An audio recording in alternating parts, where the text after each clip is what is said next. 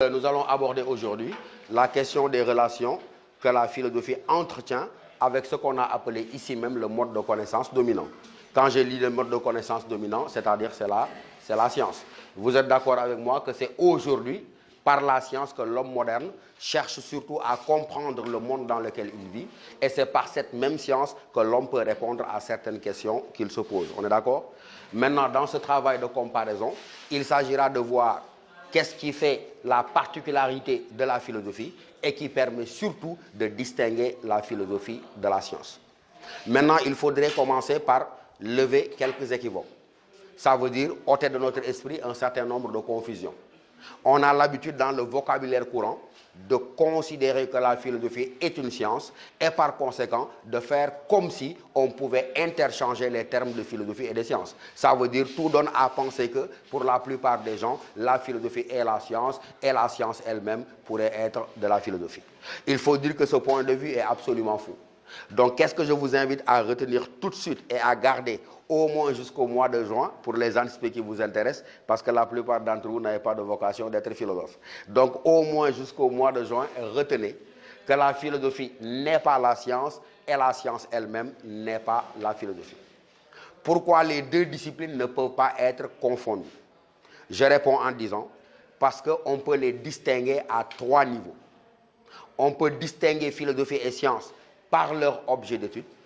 On peut distinguer philosophie et science par leur démarche, c'est-à-dire par leur méthode, et on peut les distinguer également par leur finalité. Je dis, je répète, philosophie et science ne peuvent pas être confondues.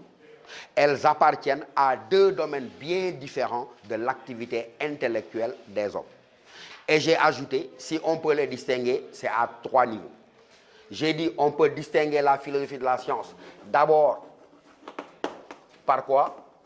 On peut les distinguer par leur objet d'étude.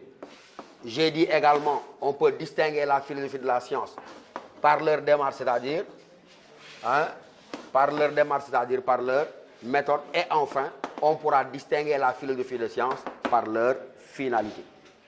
D'abord, si vous prenez l'objet d'étude, rappelez-vous quand nous avons cherché à définir la philosophie.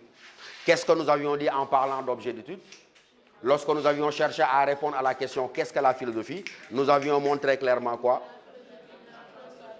Que la philosophie n'a pas d'objet d'étude qui lui soit propre. Nous avons dit que la philosophie, elle tente de comprendre la totalité de l'expérience humaine. Et cela signifie qu'en revanche, la science, elle, je devrais dire chaque science, revendique, et nous l'avons dit, un objet d'étude qui lui est propre. Si je devais ici donner une définition minimale de la science, qu'est-ce que je dirais? C'est que la science est l'étude objective d'une partie bien déterminée de la réalité.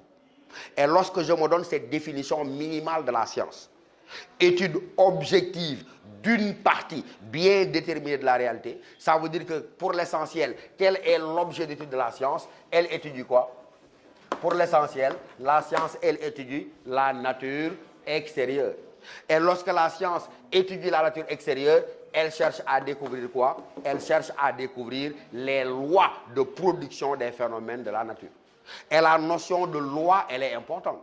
Si je dis que la science, elle étudie la nature extérieure et dans cette étude, elle cherche à découvrir les lois de production des phénomènes, ça veut dire que pour le savant, il n'y a pas de hasard. On est d'accord? Et s'il n'y a pas de hasard, ça veut dire quoi? Tous les phénomènes qui se produisent en fonction de quoi? En fonction d'un ensemble de lois nécessaires. Par exemple, il se met à tomber de la pluie. Le savant se dit, mais quelles sont les conditions nécessaires pour qu'il y ait plu? Et donc le travail du savant est de considérer que dans la nature, il n'y a pas de hasard. Et s'il n'y a pas de hasard, la production des phénomènes est commandée par un enchaînement de lois nécessaires. Ça veut dire quoi? Que la science, elle repose, et je vous demande de retenir ça, elle repose sur ce qu'on appelle le principe du déterminisme. Et disant que la science repose sur le principe du déterminisme revient à dire quoi? Que les phénomènes de la nature se produisent, mais comme je l'ai dit, en vertu d'un enchaînement de lois. Et je vous ai dit, le travail du savant, c'est de mettre à nu, de découvrir les lois de production des phénomènes de la nature.